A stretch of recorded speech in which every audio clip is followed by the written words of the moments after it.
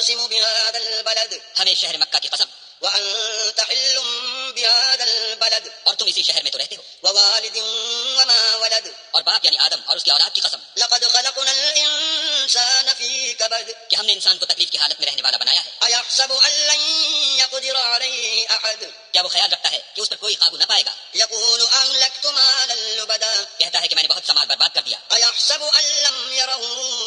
أحد کیا اسے یہ گمان ہے کہ اس کو کسی نے دیکھا نہیں ألم نجعل له عينين بھلا ہم نے اس کو 2 آنکھیں نہیں دی ولسانا وشفتين اور زبان اور 2 ہونٹ نہیں دیے وهديناه النجدين یہ چیزیں بھی دی اور اس کو خیر و شر کے دونوں رستے بھی دکھا دیے فلاقتحم العقبة مگر وہ گھاٹی پر سے ہو کر نہ گزرا وما أدراك ما العقبة اور تم کیا سمجھے کہ گھاٹی کیا ہے فك رقبة کسی کی گردن کا چھڑانا أو إطعام في يوم